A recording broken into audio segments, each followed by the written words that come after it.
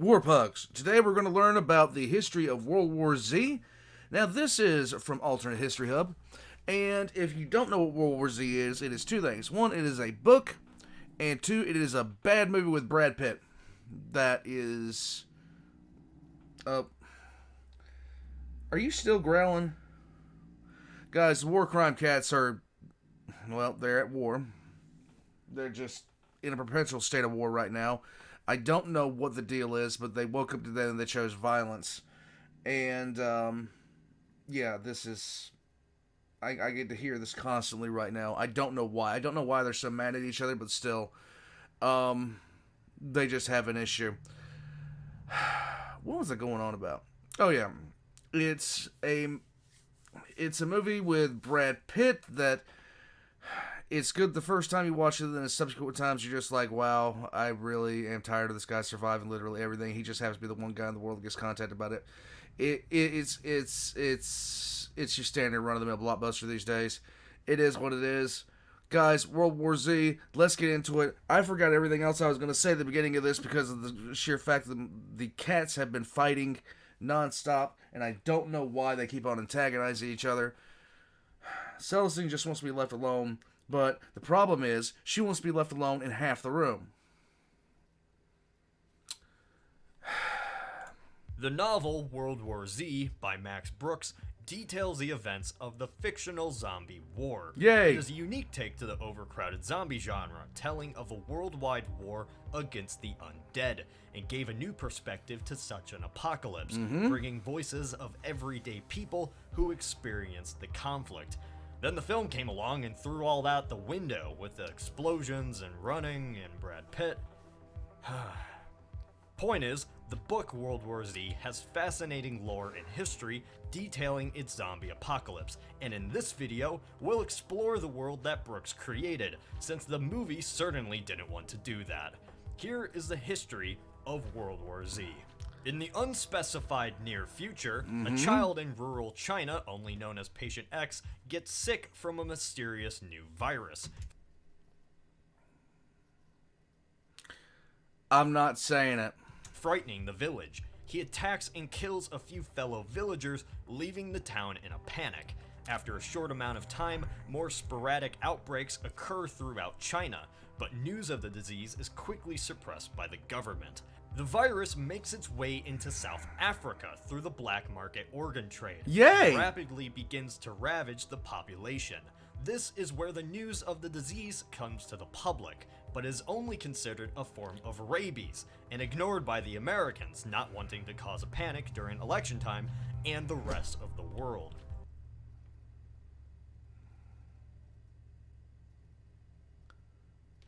The infected are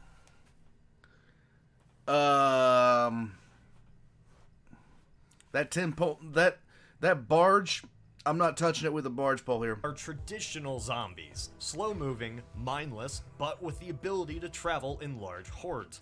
They only die after being shot in the brain. Combined, their main threat is their breakdown of social order. Also biting people. True. That's not very healthy. Right. Eventually, the world becomes... it's kind of like a smidge, just a tiny bit unsanitary, I'm just saying.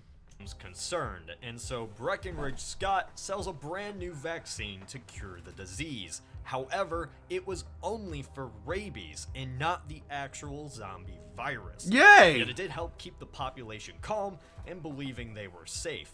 To combat the growing threat, the US launches special force operations to quell small infestations at home and abroad.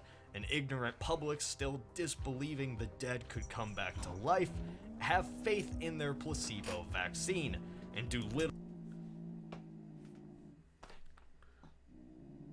Knock it off. Go on. You're just antagonized over here at this point. Stop it. Go on. To prepare for what is to come. In the spring, news breaks of the uselessness of the vaccine, and that the plague was not rabies, but causing the dead to come back to life, and so a panic begins across the world. This is called Get yourself some toilet paper. the Great Panic, a time when the world realizes the threat the zombies play, and chaos soon breaks down social order. Israel seals its borders to the outside and enacts a successful quarantine.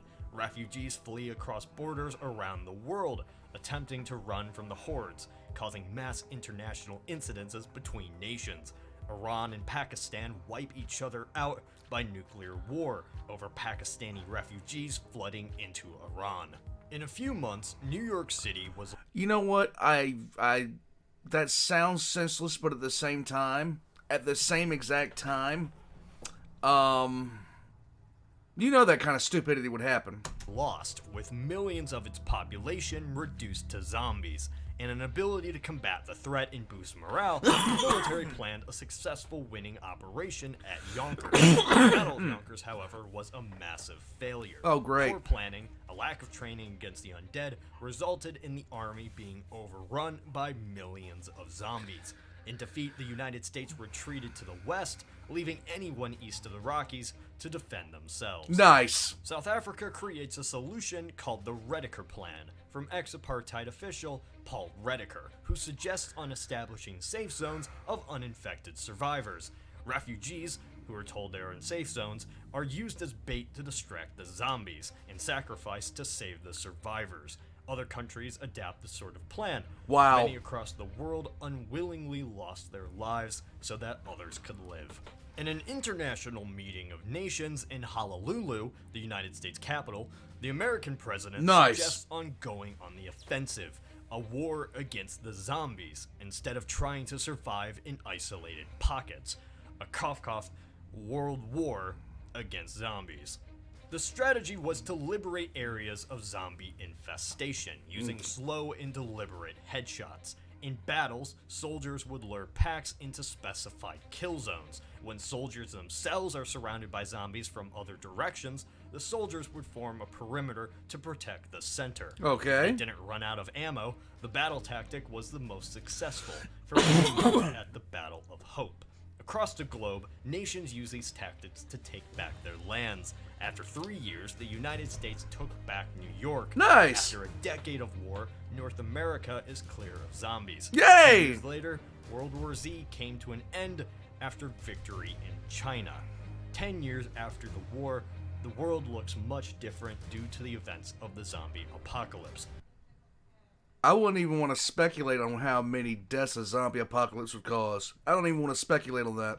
A religious movement swept Russia, turning it into an orthodox theocracy. Surprise, surprise. China lost much of its population and became a democracy, while Tibet maintains the world's most populated city. Cuba became a capitalist paradise, an economic center of the world. Ha! North Korea's population entirely disappeared. Nobody knows where they went. Iceland is entirely full of zombies. Many nations no longer even exist. There are still major pockets of zombies, mostly at the ocean floor, or in the north, such as Siberia or... At the ocean floor? Dude. Finland. The ecosystem of Earth course they're is in Finland. badly damaged due to the fires spread during the war. It's rapidly cooled the planet, and the atmosphere is highly polluted. Resources are now scarce, and major economic pre-war assets are completely useless. But the world, while hurt, is rebuilding. Humanity is coming back from its brink of destruction. It faced the apocalypse and fought it back. Yay! With that, mankind became stronger. World War Z is a collection of stories that symbolize the ability to come back from the darkness, and that's why the lore is so fascinating. It may not be alternate history, but it's still a scenario that makes us think. Yeah. Like us on Facebook, subscribe if you have not done so. This is Cody from the Alternate History Hub.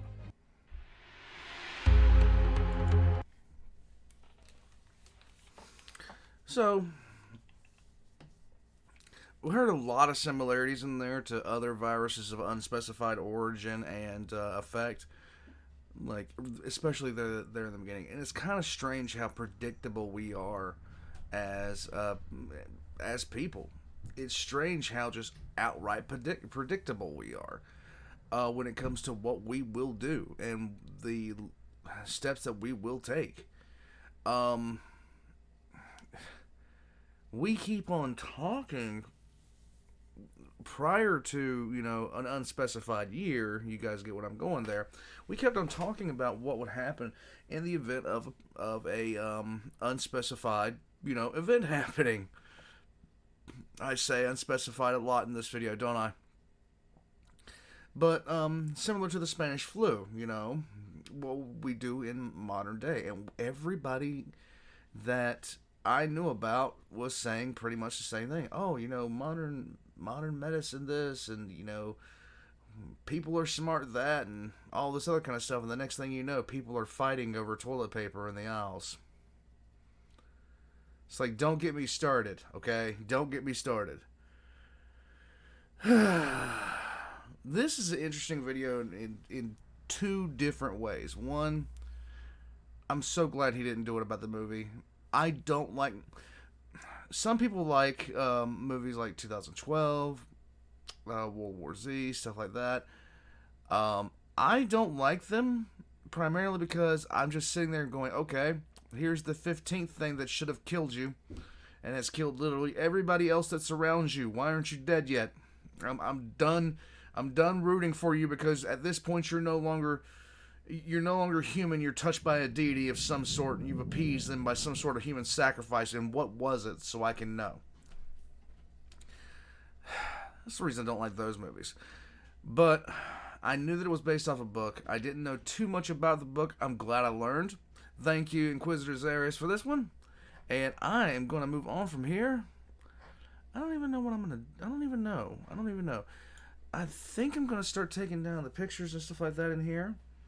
Get some things ready to go. Going to be doing a lot of stuff this weekend. I'm hoping to, work on a couple more personal projects, but the main thing I want to do is get this place ready for the overhaul. Until then, Warpugs, thank you for spending some time with the old man.